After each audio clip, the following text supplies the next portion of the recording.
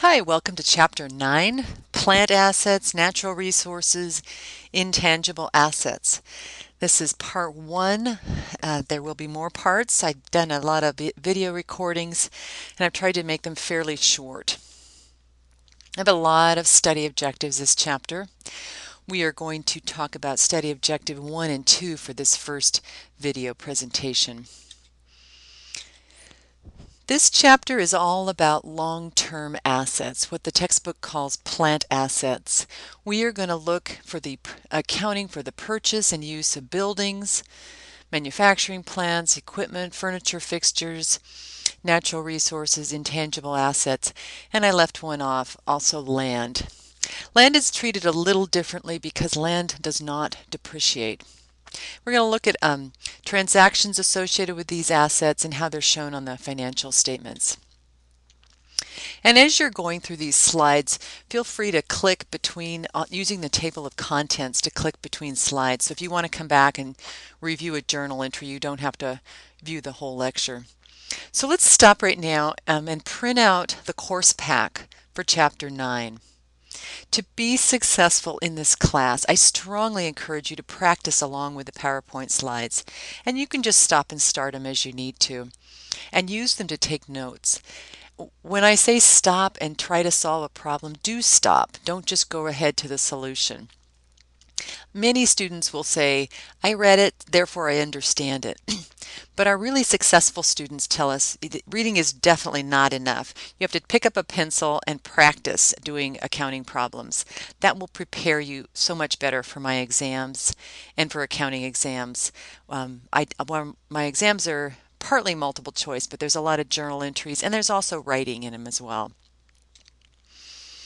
Plant assets are also called fixed assets or property, plant, and equipment. Some people just say PP&E. And as I said, they can be land improvements, building equipment. And in order to qualify as a long-term asset or a plant asset, it has to be used in operations by the company. And it cannot be held for resale. So for example, a truck sold by the Kenworth Truck Company in Seattle is inventory to the Kenworth Truck Company, and it's a current asset. It is not a plant asset. But a Kenworth truck owned by Nordstrom and used for delivery is a plant asset. It's used in operations. They're not reselling that truck. And we're going to talk later on about reselling it when we're done using it. But as an inventory item is what we're talking about here. Plant assets are long-term in nature, usually depreciated, and they have physical substance. There are other kind of assets that don't, and they're called intangible assets. So as we determine cost for an asset, whether it's land, equipment, building, we are allowed to count all the necessary costs to get that asset ready for its intended use. And that becomes the test. Is this a necessary cost to get the asset ready for its use? If the answer is yes, then that's part of the cost of the asset. What is the purpose of buying long-term assets? Our goal is to increase future sales, future revenues. And of course, you don't buy an asset unless the future sales exceed the cost of the asset. That wouldn't make sense. So let's look at land particularly. It is the base price paid for the land, but you might have closing costs, real estate, attorney's fees, title fees. You might also have buildings or structures on the land that you do not want to be there. And so the cost of tearing down buildings or clearing trees off land, that cost goes into the price of the land. Because again, you are getting the land ready for its intended use. And that becomes the total price of the land. And now remember, land is not depreciated. Let's do an example. So if you don't have your handouts by now, please print them out. Get out a pencil, get out a calculator. And for my exams, you are not allowed to use a cell phone as a calculator. Okay, assume Briones Manufacturing Company acquires real estate for $200,000. The property contains a warehouse that has to be torn down at a net cost of $7,000. So we would count the $8,000 in cost, and let's say there was some salvage material that we got money back from. Additional expenditures are attorney's fees and real estate fees. What is the total cost of the land? And so what this question is really asking you is, how many of these items are we allowed to? All right, and the answer is all of these costs would be included in the price of the land for a total value of $216,000. Let's go on. Land improvements. All expenditures necessary to make the improvements ready for its intended use. What are land improvements? Driveways, parking lots, fences, landscaping, underground sprinklers, limited life, and they are depreciated over their useful life. Land itself does not have a limited life, and that's why we don't depreciate it, but land improvements do.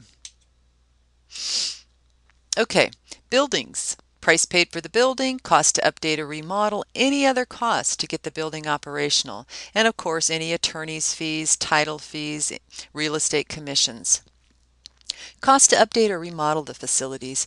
Let's say you want to open a restaurant and you buy a small office building that you're going to remodel into a restaurant. Any remodeling costs would go into your cost for the building, and that will be depreciated. Let's say you build a building from scratch. You would have your architecture, contractor's fees, your construction costs, and of course, if you are doing a remodel or you have to repair the building. Now, that's when you originally build it. The other costs that you can capitalize are interest on construction loans while the building is going on. Buildings are also depreciated. Let's talk about equipment. Your basic purchase price. Let's say you buy a great big piece of equipment and it's shipped from Boston to California. You would count the shipping costs to have that equipment delivered. You would count the insurance in transit.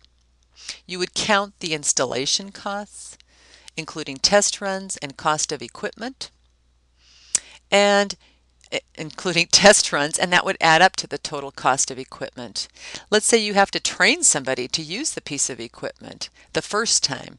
That first training, you can capitalize that into the cost of the equipment. Let's take an example. Wong Company purchases factory machinery at a cash price of $60,000. We have sales tax, we have insurance during shipping, and we have installation and testing.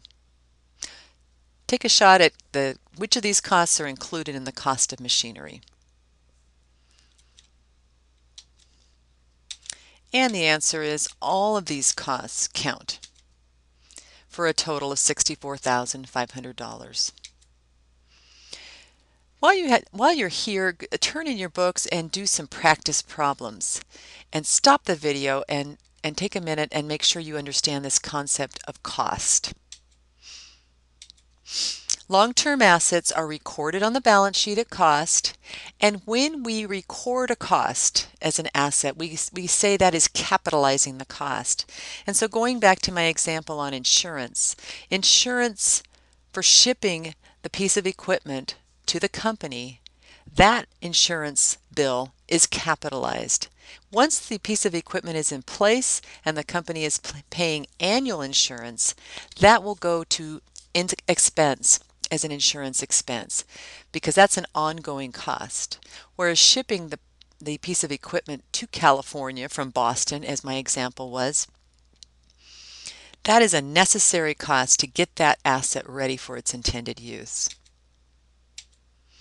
As the assets are used up, a portion of the cost will be transferred to the income statement. Where do assets live? They live on the balance sheet. If an asset has a limited life, you cannot leave it on the balance sheet forever. And so gradually we do something called we depreciate it. And we transfer that cost to the account depreciation expense. And that reduces our net income. We match that expense to the revenue that hopefully those assets help to generate. This concludes part 1. Let's go on to part 2.